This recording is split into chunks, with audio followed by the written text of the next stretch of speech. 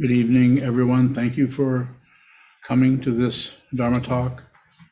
But before I start, I want to let all of you know that we made our goal with the help of everyone here, your generosity, so we will be able to pay off this particular building in the monastery complex, which is the main temple that I'm sitting in. We're all sitting in right here. And also one of our adjoining buildings was built, I don't know, back in the late 1800s sometime, that we call Asparagus House. So we own all of that. We own all of the buildings in the complex. We're still working on a few other buildings, outliers. So anyway, thank you so much for helping us stabilize this mandala. The interesting thing about a mandala is they're never really stable.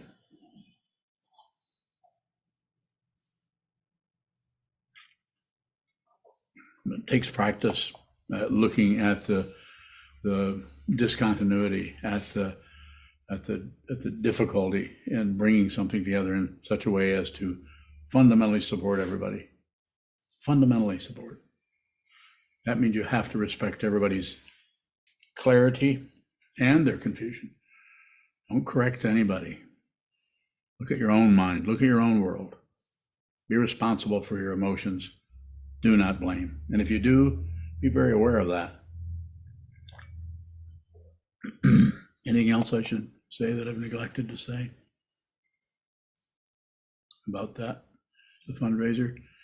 Anyway, just yeah, appreciative. Yeah. Well, we're very appreciative, and also we limit it to two weeks, so nobody wants to hear from NPR every damn day of the month.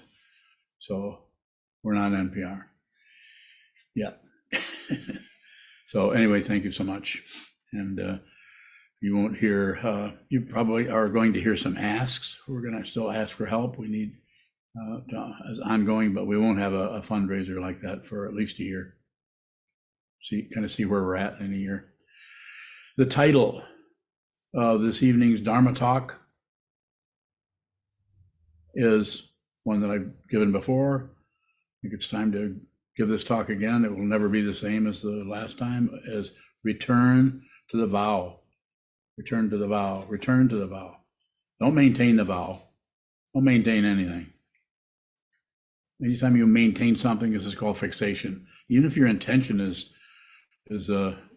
star-studded or is totally golden, don't maintain.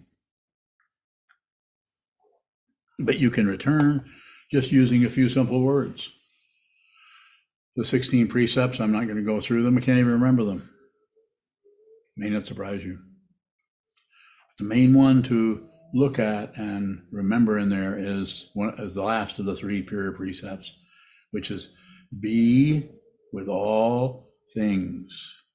Whatever arises in your mind stream, in your life stream, don't object, don't agree, don't look away. If you do any of those, you're not with all things. You're fighting against it.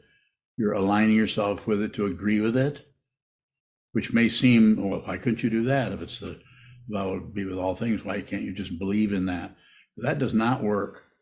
And I'm happy to respond to very direct questions about it. But I don't want to turn it into a conversation. So be very clear about what you're asking. You can actually do, it can be very fundamental. You're in the middle of the grocery store and there's a miscommunication between you and the clerk, and there's a misunderstanding, and you're being sidelined, or you're being misunderstood, being mistreated. This could even happen at the kitchen table, needless to say. You could just be with that. In other words, don't agree, don't disagree, don't look away. You do not have to argue or convince anybody of anything. If something is arising, such as a misunderstanding, be with that. Give it a chance.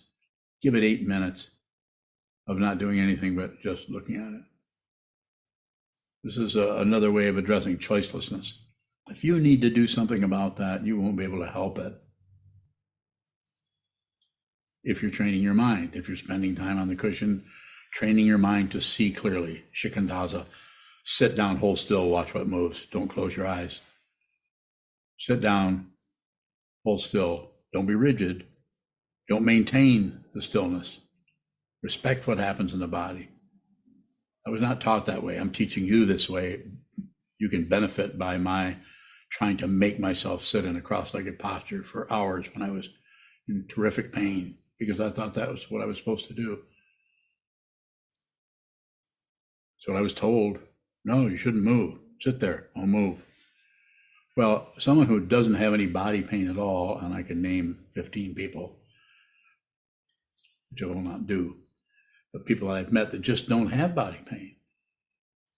Quite often, their mind is like scrambled eggs, but their body is very still. They can sit there. If you look at them, you would think they were enlightened. They look like a Buddha, but their mind could be a mess. Another person who may have a fair amount of clarity, but because they can't sit still, because their legs ache, because they can't even sit in a half lotus, let alone a full lotus. You all know what I'm talking about. Sitting in a full lotus doesn't guarantee enlightenment. Return to the vow. Whatever shows up in the mind, return to the vow to be with all things, the fancy form of that, the more personalized form of that, to put others before yourself. That is extremely hard to do, if not impossible, especially when we're so self-centered and we need to take care of number one. How our emotions, our feelings are what are really important. All the subjectivity that clogs up the intersections of the mind, the crossroads of thought patterns, conflicting emotions about the nature of what this is. I like it, I don't like it, it's good, it's bad, it shouldn't be, they shouldn't have done that, I shouldn't have said this. Yak, yak, yak, on and on and on. Don't correct that, observe it. If you try to correct it, you just add to the traffic jam. Your own 3 cents worth. So how do you do that? How do you be with all things? How do you just sit and receive? You practice. You practice so that and the practice is going to feel like what? You don't have a lot of muscle, use that term, in this area, it's going to feel uncomfortable. You're not going to be able to, it'll be one feeling of dissatisfaction or failure after another. But you don't look away and look towards some kind of relative success. Maybe if I just chant this mantra, or maybe if I change my posture. I'm not saying some of those could not be helpful, possibly. So as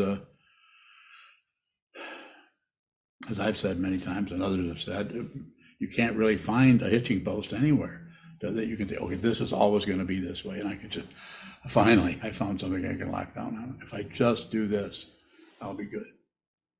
Probably not.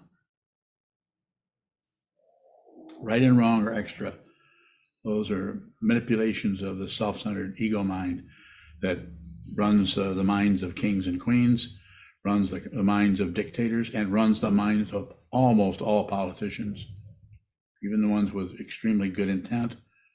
Humanists, people that are out to really help others, misunderstand their so-called opposition by thinking it's an enemy. We have to win. We have to beat them. Hear those terms? We have to win. We have to beat them. And the whole Western culture, not trying to get rid of baseball or football or any of those competition sports, but try to keep them in a particular light where you can see that encourages the competition. We even call it, what do they call it, healthy competition? Give me a break. Where was the recent football, soccer tournament where people were killed, were trampled? Healthy competition. And you could say, well, that's that country, or that's just because it's soccer and it's not Little League baseball or whatever. That kind of intense aggression is everywhere. Go to a Little League game and listen to the parents. Or not, do something else. Sit more. return to the vow. You can actually do that yourself. If you understand that, you can actually do that in your own mind stream. You can look at when the crap starts to float to the top and your vocal cords are starting to be starved or be left out because you're not able to express what you want to, because somebody's mistreating you, abusing you. How dare they? How dare people abuse me? There's plenty of room for, I'm deliberately talking this way so you will ask questions. Not agree with me. Don't agree with anybody. Don't do what you're told. Most authority is a setup for control, almost all of it. Even if the intentions are to be fundamentally helpful and serve others and be with all things, look out for that authority, including the one in your mind stream.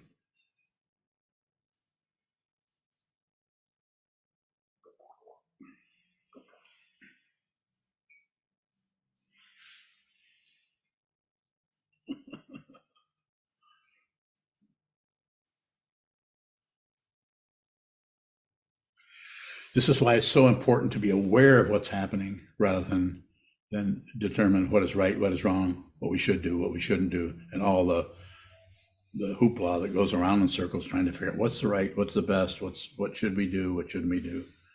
Don't do anything unless you have to. In this way, your clarity around any kind of alternation, you will be clear about that, and you won't jump to a conclusion based on fear of not knowing what to do next, or on hope of getting it right, speculating on it. Don't bet on anything.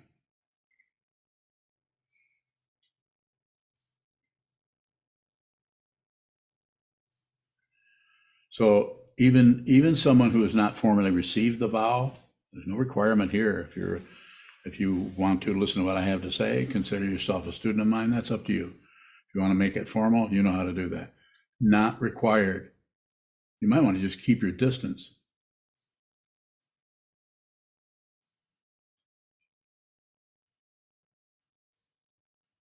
But even if you haven't formally received that, you probably know about it. You've probably heard of the Bodhisattva vow. Bodhisattva, enlightening being, as translated by Thomas Cleary. Bodhisattva, enlightening being. And there's, of course, traditional 10 stages, sometimes 11 or 12 stages, depending on the tradition, of how that would look. Doesn't particularly clarify things if you study that, as far as I'm concerned.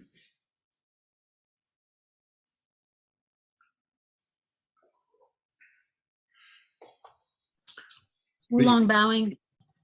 Sorry. Go ahead.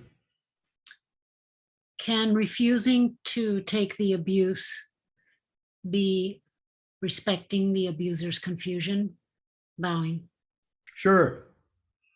There is no paradigm that will fit every situation. So therefore, the way you ask the question, absolutely, relatively too. It's so situational. And that's why you, me, we, what I'm encouraging all of us to do is don't believe anything. Don't disbelieve anything, and don't ignore anything. And take your lazy butt to the wall, not yours, but take my lazy butt to the wall, sit down and look at it and look at it and look at it. And then come back the next day and look at it, receive. Look at the insanity of the mind, watch it come and go and trying to get a foothold, try to get some kind of control. It is very, very challenging and difficult, and there's no guarantee that you'll realize your true nature, even if you practice this the rest of your life. I won't guarantee anything. It's a cheap shot. No one ever guaranteed anything to me. It kind of felt like the opposite, other than Trungpa Rinpoche, when I was showing him how afraid I was, saying, you can do it. And I think I probably asked him how, probably said, you can do it. Well, the only thing he knew is I meditated a lot. But I got no guarantees, no explanations, no hope for anything other than that. Go ahead, Willem. Well, I'm bowing. the way you framed it earlier, how dare they abuse me? Yes. It feels like that sort of sets a trap. That feels so ego. How dare? So my question is the posture when you're abused, is that what determines whether it's coming from ego or just a clear no? It's always coming from ego. You don't have to get rid of ego. It's always coming from ego. It's situational, it's relationship, and it's right and wrong, up and down, back. Abuse is wrong. But the way we approach that is a way to go to war with it, stop it, slam it down, punish the person, correct them, get away from them, from anyone whose confusion is being, whose outflows out of their confusion is so incredibly confused that they go to war. They try to download or offload their suffering onto others by abusing them. So it's already too far down the pike. It's like trying to interrupt an avalanche in the middle. Oh, I think I'll stop that avalanche. So the karma, the causes and conditions, pratitya samutpada, the dependent origination behind any given action, especially one that has that kind of violence in it, is way, way back there, if you want to use time as a relative construct. It's started a long time ago. This is just the leading edge of it, but there's a tremendous amount of force, momentum, and weight behind that. So this is why I say to you over and over and over again, I've been saying it ever since I began actively teaching years ago. Find out who you are, train your mind so that anything you see out there, whether it's abuse or whether it's kindness, or no matter what it is, you see what it is. You see what it is because you've been looking at that same thing in your own mind stream. You're very familiar. You're not confused about your own identity anymore. It's interesting, one of the ways that people who are confused about their identity get rid of that confusion is to blame others for how they feel. It doesn't take much. We just immediately just, well, it's their fault. Whatever. We just blame others for how we feel. I see it all the time. It doesn't mean that person who is blaming someone else for how they feel, it doesn't mean that their own feeling isn't horrible. We're not taking away, we're not going to say, well, it's not really that person's fault. These are your feelings. You should just straighten up. No, not necessarily. You don't know how that person feels. That's why it's very important to meet people in their confusion, at their confusion, not to get confused with them.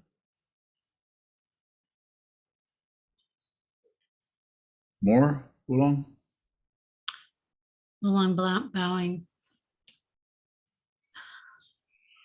I guess I'm just curious or wondering what is a way that to receive the abuse without being abused and without blaming or retaliating.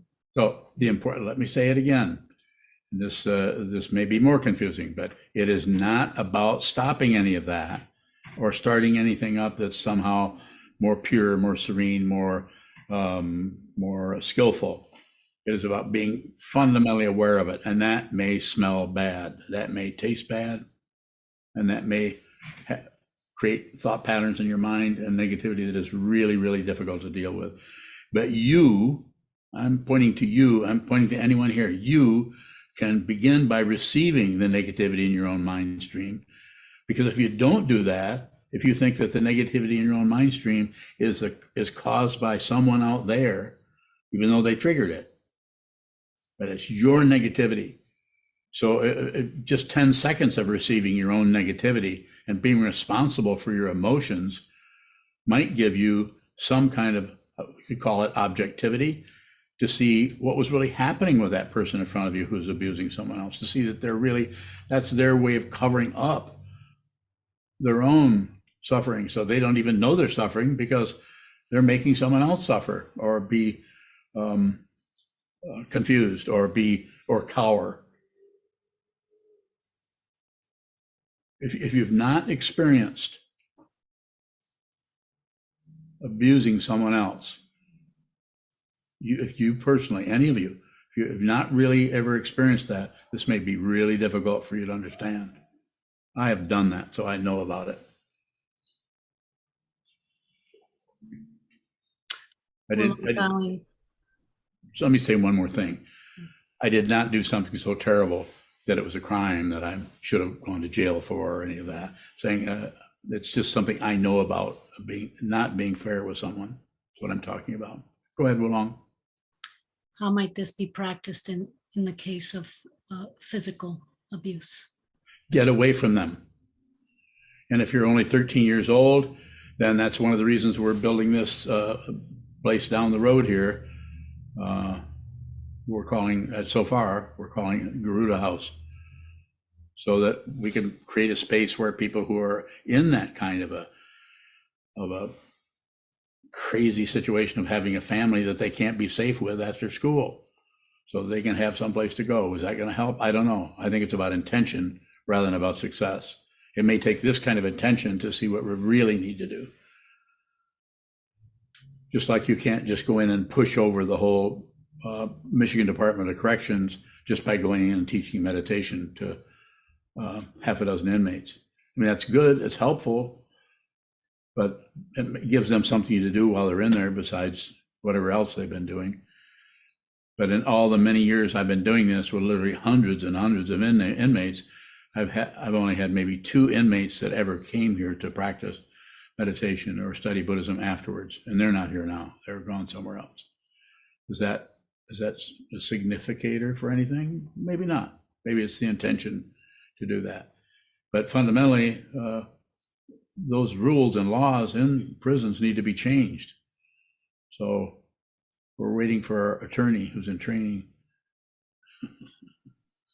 He'll be here pretty soon, once he passes the bar, I guess. Thank you. Yes, thank you. Thank you. So to follow up on that just a little bit, it's so situational, as I think I said before, you can't come up with a standard protocol for it. It's like, put the whole thing in your lap. Do good. Don't do harm. Be with all things. Good luck. I think that's the 4th one. I added that one. It's hard to do that. I mean, because sometimes we think if I don't interfere with that's doing harm because I'm not interfering. But then there's a thing where, well, if I do interfere, maybe I don't understand it clearly enough, and my 2 cents worth is going to be like too big of a vote in another direction that shouldn't be happening. That's more about satisfying my feeling about wanting to be right, wanting to be of help, wanting to be of service. It's very complicated, and if you have no mind training at all, which I think everyone here has a sitting meditation practice, if you have none at all, that you can't think your way out of this or into it. You can't figure it out. I don't think. I could be wrong. But if you do have a strong awareness practice, probably the first thing will show up as not having a clue, because that's what meditation leads to, is you just stop fiddling around with things in your mind, trying to manipulate your mind or anyone else's mind. And it can get very difficult. If I see you having a hard time, I may feel very sad that you're having a hard time, but I also may know you, if I know you well enough to know that you need to go through this passage. And unless you turn around and run the other way, I am dedicated to helping you with that.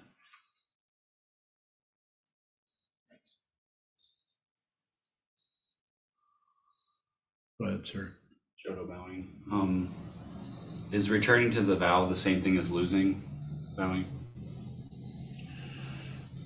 Losing is something like just backing up a little bit. Let whatever you were building up in terms of getting ahead or winning or being ahead of the game or being right, about backing up just a little bit. It might not look like losing to anybody else, but it might feel like it to you. Returning to the vow is to be with all things. So it could have it could resonate in that area. So as Chief Joseph Solanez first said a couple centuries ago, I guess it was, from where the sun stands now, I will fight no more forever. It's quite a statement for someone whose people were being butchered everywhere.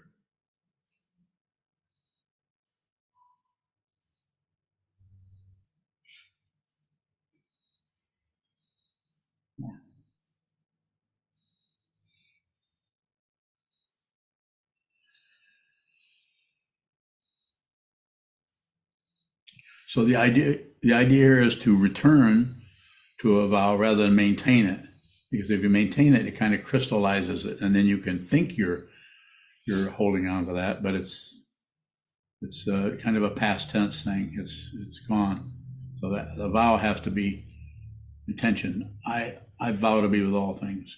This is why in the Tibetan tradition, if you join any one of those lineages, you're probably going to start out with 100,000 prostrations. You have to count them, and they're full. They're all the way out and all the way back up. And then there's 3 more after that before you even start the fundamental practice or sadhana. They're hard to do, difficult, and then you do them with the body, because body and mind are not separate. You can't find the mind, but you can find the body. Fall down and get up 108,000 times. Every time you do that, you say a mantra or say a vowel formula. I take refuge, or I receive refuge, or I go to refuge in the Buddha, the Dharma, and the Sangha, and possibly the teacher or the guru. I would have you do that. Repetition, repetition, repetition, repetition. You cannot do anything twice. If you think you can, then do that. Do it 20,000 times and see what happens.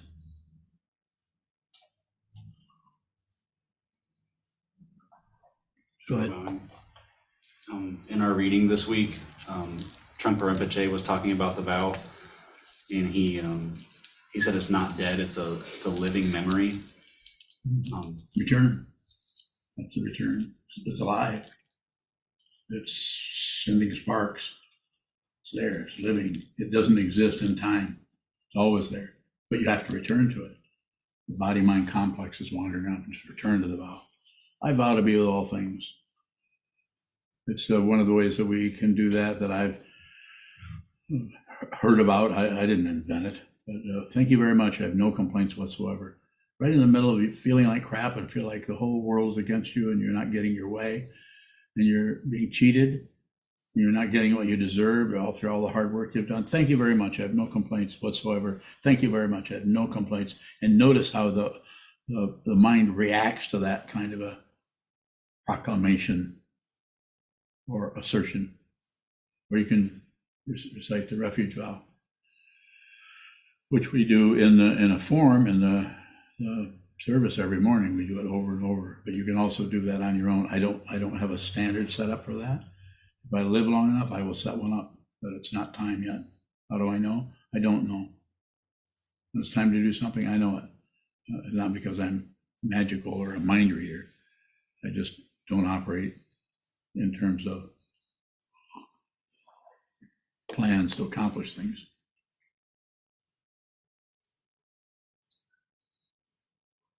Unless it's fundraising. If it's fundraising, we got to pay the rent. So I can't be quite that idealistic. Jason Bowen. Go ahead, Jason. Yeah, I have a couple of questions. Go ahead. First, can you tell me more about what you were just saying about thank you very much, I have no complaints, and how you would integrate that into either your practice or even just your daily life? Bowing. I would leave it up to you. I don't think there's any right way or wrong way. The only wrong way to meditate is not to meditate at all. But how you meditate, you may need to meditate a certain way that I don't even teach. So I would say, trust yourself. You may need to meditate with your eyes closed. I don't think that's a good approach. But what do I know? I don't know what it's like to be you, Jason, or anyone else. And I would say the idea there is to just, you could say that to yourself. Say it, there's usually, the way I teach it, there's 3 speeds. One is very, very slow. Thank you. Think about what you've just said. Very much. I have no complaints whatsoever. Or make up your own line that has a similar, and then you could say, thank you very much, I have no complaints whatsoever. You could say if you're going to do it hundreds of times, you could do it very, very fast. Thank you very much, I have no complaints whatsoever. Thank you very much, I have no complaints whatsoever. Some people can talk even faster than that. So it's not about right and wrong, it's about using the language as it shows up in the vocal cords and in the mind stream just before you say it, about synchronizing that, and the synchronicity of that will show up as it is, not as you plan. Be very subjective, more than likely, unless you've done, you know, when I say, I'm saying 10,000 of them, then it will become subjective. Usually right about 20,000 is when you just say it. You don't even think about it. That's quite a few. It could be different for some people, might not.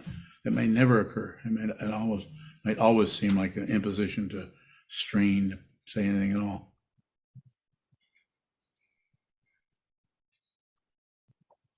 Mm-hmm. Go ahead. When you talk about returning, is it done with the speech, like to return to the vow? Is it just saying the vow again? That is a way to do it. You can say it in your mind. You could say, I vow to be good. I vow to do good. I vow not to do bad. Or you can make up your own words for it. There's lots of ways that those 3 pure precepts are described, and they all seem to have different angles and slants on it. I vow to be with all things. I vow to save all beings. That makes it very personal. That means that everybody you meet, they come first. That doesn't mean you have to put up with somebody's crap. That might be the way in which you meet them in their own, put them first. You're actually going to be with them in that. When somebody comes to you with a lot of crap, rather than fighting with them or ignoring them or agreeing with them or disagreeing, you could just say, how do you mean? And then that opens it up. Then they realize they actually have to say to you what they just said in a totally different way. And when they say that, and then you could acknowledge that. I'm not talking about deceiving somebody or giving someone a hard time. I'm saying magnetize the person, bring them out, help them to display their neurosis. You're not agreeing. They might even say, because you're doing that, they might say, so you see what I mean? Somewhat. Would you agree with that? Quite often you'll get that eventually. They'll say, no, I don't. Then they might have actually, because you've spent all that time listening to them. See, we're not separate. We just look like it. But if you actually acknowledge that with someone, then you actually have access to their consciousness. You're not reading their mind. You don't have to read anybody's mind. Everybody's insanity is hanging out everywhere, all over the place. If you think you're not seen, come and sit in front of me for a few minutes, or not, or stay back.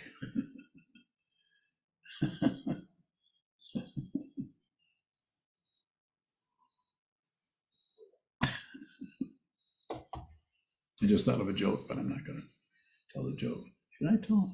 No, I'm not going to tell that joke. Bad timing. I'm just trying to get attention. Further questions?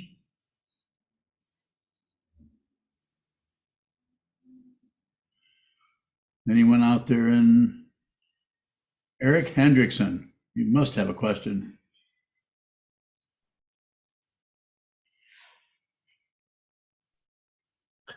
Eric bowing. What comes to mind is when you were telling the story about meeting with Trungpa Rinpoche, and he said, keep going, you can do this.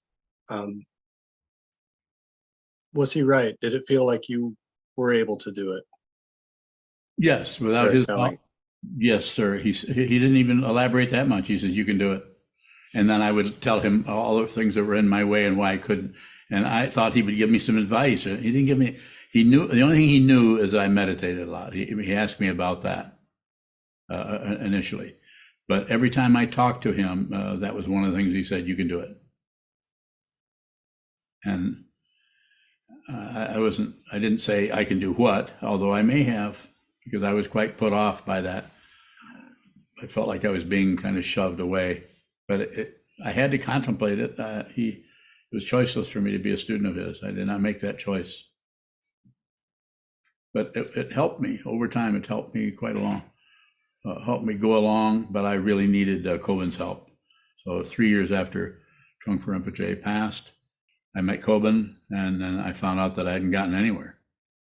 I'd made any of the progress I thought I had made was gone. I had to start over.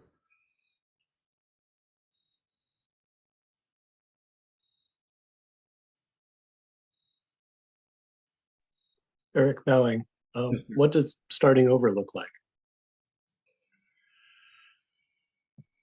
Embarrassing. But you still don't get anywhere, but something happens to the idea that you can get somewhere. It's very hard. I had to go into, after meeting Kobun, I needed to go into a retreat. I went to a retreat for about 2 months, solitary retreat.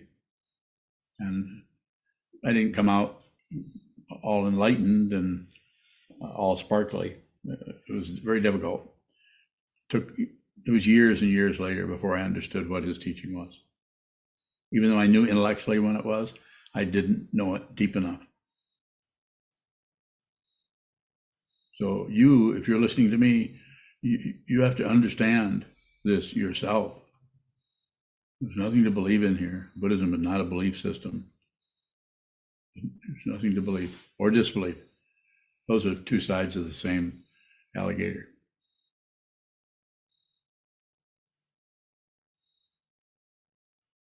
Further questions? Jason Bowing. Jason? I notice when people set me off, and one of my big things is like, you don't understand me. I need you to know this because you don't seem to understand me. And I do find myself trying to have the last word and trying to, make sure that I'm understood.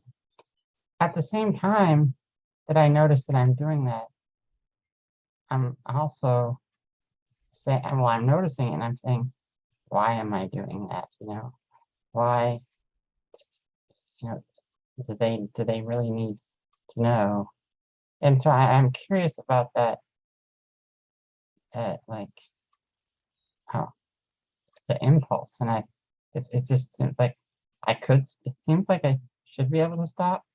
And yet I do it impulsively, even when I notice I'm doing it. And so I guess my question is like, what is it? How am I able to see it and recognize it, but still be so impulsive? So it's just a path of awareness. There's no accomplishment. It will just come apart. The downside is you're still doing it, what you just described. And the upside of it, you don't have to stop that.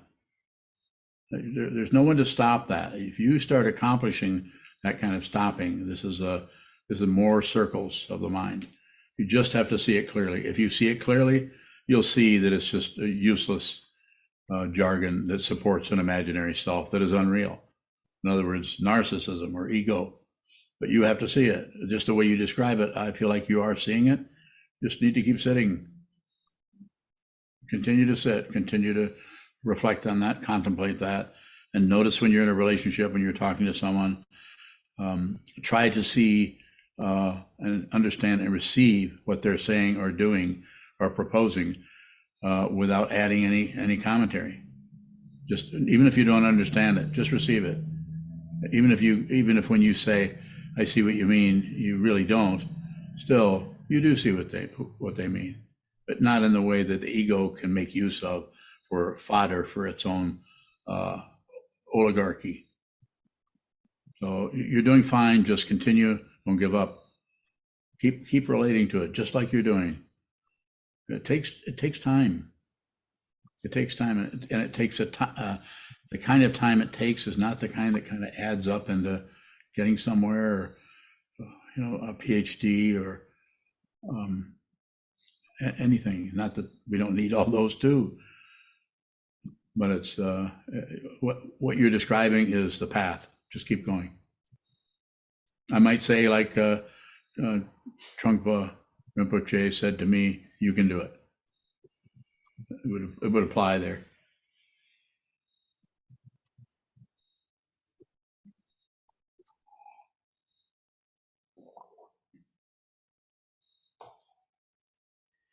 Oh, no, Bowing, do you know what Trumpa was telling other students? Bowing? I have no idea. Not at all. People didn't talk about their interviews. I never talked to anybody about it. I never talked to anyone about the interviews I had with him until much later. Right at the time, I didn't see any point in telling anybody anything. So I didn't. Bowing, did he encourage people in his Dharma talks in that same way? To You do can do what? it? I have no idea. I didn't hear him. The talks I heard was not particularly encouraging. I don't recall that. It was more doctrinal material. And also, you've read enough of his talks and studied them. You can see his style, even though it was cleaned up a bit by John Baker and oh my, I think I'm forgetting his name. That's a good sign, isn't it? Forgetting things that I don't need to remember anyway. More? Bowing, a different question. When you say be with all things, what about ego? Do we be with, Yeah. we're being with the thoughts and the emotions that are arising, but Yes. Object to nothing, agree with nothing. the identity itself, the false identity. It's unreal. You don't have to get rid of ego. You just have to see that it's false. It's unreal. Its establishment is based on hope for something better or control over things, and fear of something worse or covering up the fear. So you have a success story to cover up your fear. We do it. Whole communities do it. The upside of the 12-step program is it gives people company with people who are suffering and struggling with the same situation. Some kind of camaraderie there. There's no, might be some mind training there, but not much. What my experience with it. So it has its use. Some people are not about to train their minds. They need that kind of place where they can go and just share their experiences. That might be all they can do. But at some point, we have to shut up and train our minds instead of constantly spew out our ideas about everything. You know how it works on the book study if someone is just telling you a bunch of stuff about what they think. Especially, you might not notice it until somebody does that. And then you realize, I think I have been meditating, because that really is showing up to me much more clearly, not only when they do it, but when I do it. Not I, of course, but you guys.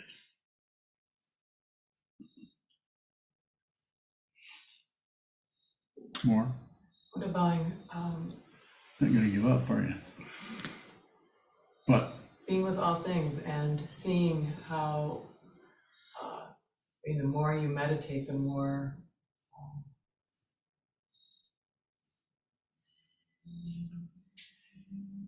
What? you're being the shit that you are. yeah, but that's awareness. You probably have been that shit all along, but you've got it covered up with the justifications, and of course, she, he, they did this and did this. So of course, I'm not gonna give them a break, whatever. But the more you practice, and it might take a hell of a lot, not just 3 years. It might take a ton of practice. It depends on how tight the container is that you're hiding in, how sealed off that is. And sometimes they're extremely tight. Practice, practice, practice. And eventually, if you start to see the edges of the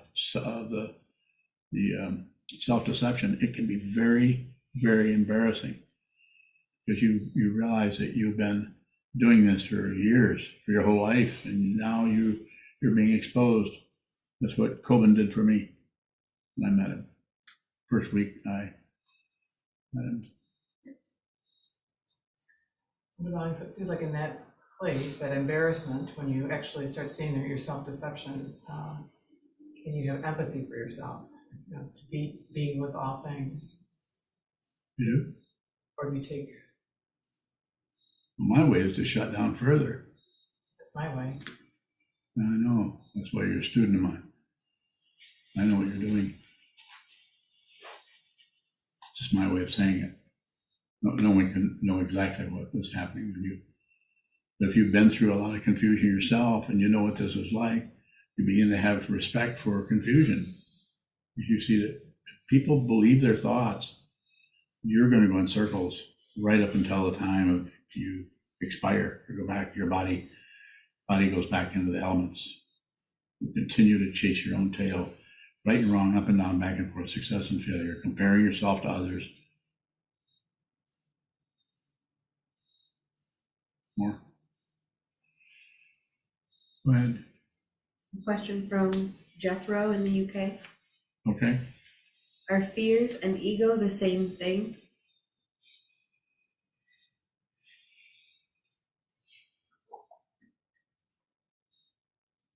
Ego, or the belief in a separate self, is maintained through fear.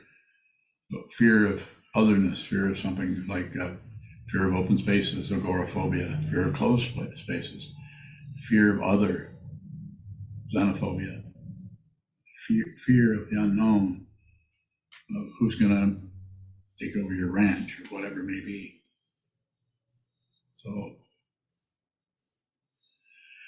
ego is a word that describes that aspect of consciousness that is curled up into a ball of paranoia, and it doesn't know it because it's all sealed off, so it doesn't know it's paranoid. It's just the truth. I'm not going to let anybody take advantage of me. You know, nobody's got my number. I know what I'm doing. And people will use any kind of a structure to hide out in.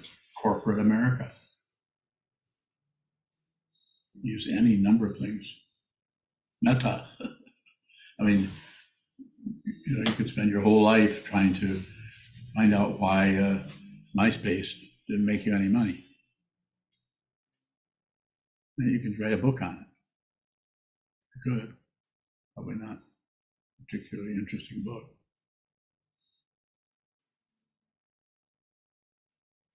Further? Anyone? Especially someone who's not asked a question. Ask a question.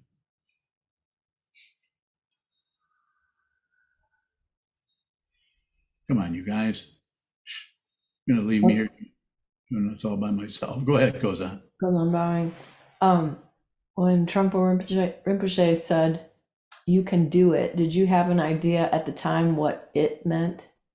I felt that he meant I could attain enlightenment, or I could realize somehow what my confusion actually was, because I was laying out. He wasn't encouraging me to step into a confessional or anything, but I was telling him some of the things that I was dealing with, and they were pretty horrific. My temper being one of them. I was blowing my stack and punching holes in walls, and was afraid for my safety and for the safety of those around me. But he didn't give me any practical advice at all. But he also knew I meditated a lot, because he specifically asked me about that, and I told him. So he just went to, "You can do it. You can do it." He didn't turn it into any kind of he didn't buy into my particular thought process and my rationale or whatever it was I was spewing out at the time. And I was very frightened of him, because I felt like I wanted to tell him what I was going through and what I was doing and what I was experiencing. And at the same time, I was terrified to do that, because it was painful. It was embarrassing to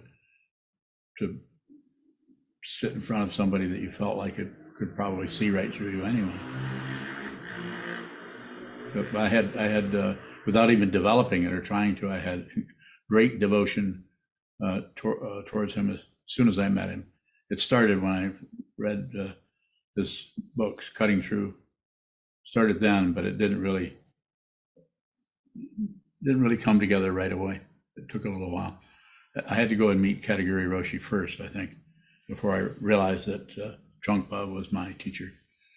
Right after that, I went to Naropa Institute, and you know, it's just a process like everybody else's, but actually distinct from other people. People go through different situations. Any more, Sokuzan?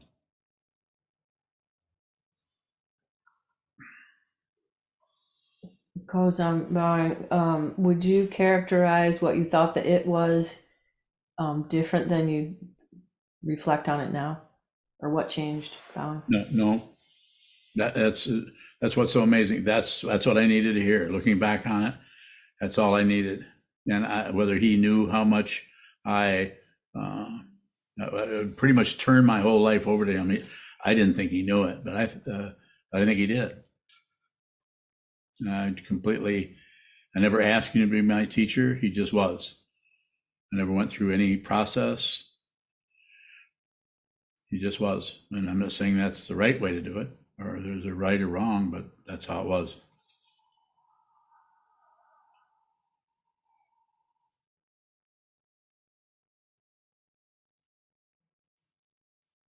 Take another question if there is one. Otherwise, we could close up if you like. It's up to you. Mondo. What was the vow you were returning to in those days when Trumpa was telling you you can do this? What was your vow at that point?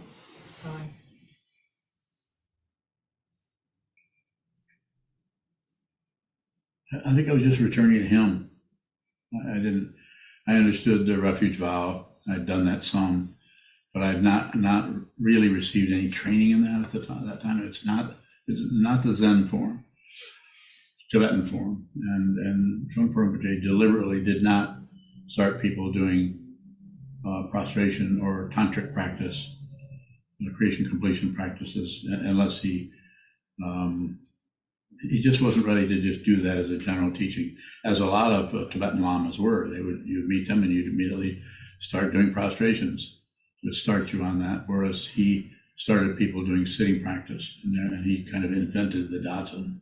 That's not a Tibetan practice, or the month-long sitting meditation where you just practice sitting there. To start out with, eventually it became Shamatha Vipassana.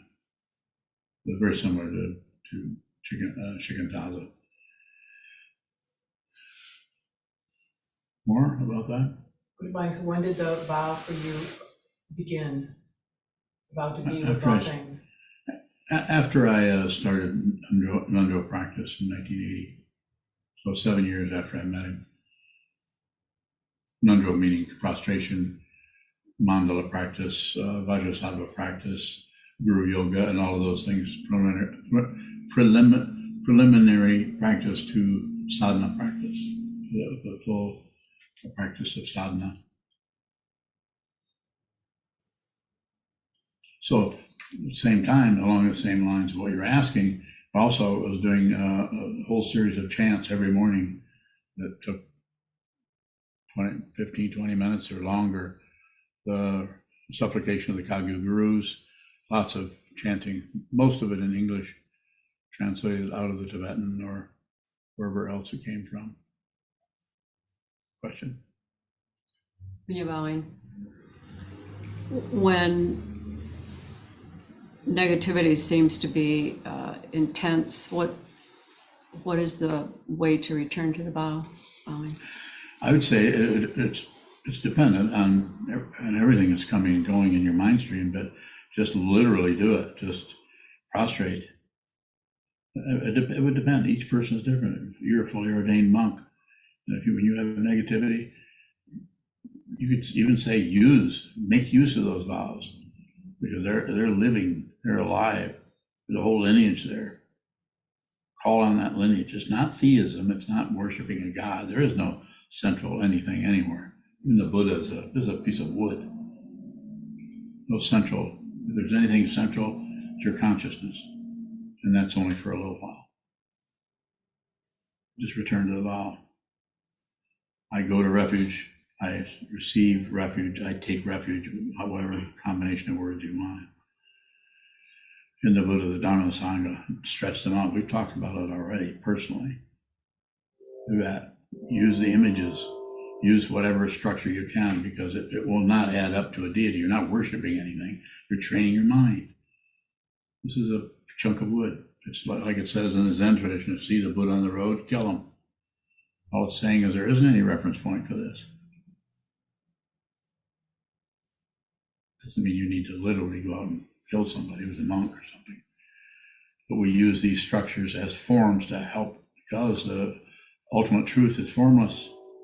So we need these forms so that we can settle down, sit still, find a place, a mandala, a place where what is encouraged is just basic sanity, which means you include the insanity. You don't have a place of basic sanity where everybody's totally sweet and kind to each other all the time. Might be a lot of craziness in that situation. But it's a good place for it, because then it is respected, not obeyed, not reacted to, not throwing people in prison or giving them tranquilizer pills or medication. That being said, if somebody needs that, we wouldn't stand in the way of that. Somebody needs to receive whatever therapy or any way you can find to reasonably work with the mind, because each person's mind is suffering in different ways. Some people need more of a relative kind of help, maybe even need medication. I don't know.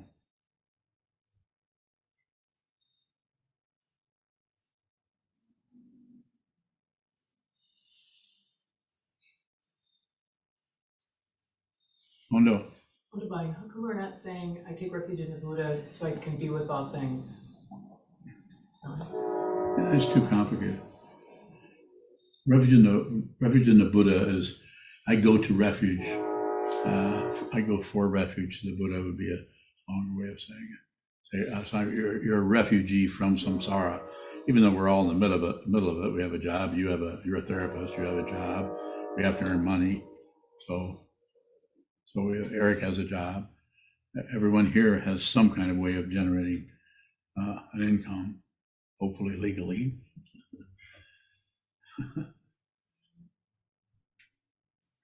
Yeah, did that get to it? Go ahead. But we are taking refuge so we can be with all things. Yes, you're taking refuge with your understanding. It's a model. Here's the Buddha, what we know about the historical Buddha, and how we understand our teacher to be a representative of the Buddha, of that kind of an understanding, a human being who's been studying this, who has been doing this for a while and has some understanding. Same thing with we still look at what we study. If you just look at all the things we've studied over the last 15 or 20 years, we've covered a lot of area, early teachings of the Buddha, and all kinds of different directions that we've gone with all the sutras. And then the Sangha, we have a really diverse group of people. Diverse, we don't have Black people, Afro-American, Black, we have some come and visit and come and go. But, it's a white community. So we might make that transition eventually. I'm hoping that we can include people of different backgrounds like that. So looking like that will happen. I might not live to see it, but we're trying to work with this high school over here, which is 80% Black. It's like 10% Black when I went there in 1959, 3 blocks away. So we have to do it slowly. You just can't push it over. And this is a foreign religion, and not that Christianity isn't a foreign religion. Of course it is. It didn't come from this country. I mean, you could go on and on about the whole religious idea. Then we get into Mormons and the Seventh-day Adventists, and then what are those other kind of Theravadan Buddhists? Anybody else got any feedback further about that? Okay, I guess there's no more questions, and we will head out after we do what? Dedicate the merit. Okay. Thank you all for listening, and thank you for all of your questions. It helps. The questioning really helps a lot, so please don't hesitate.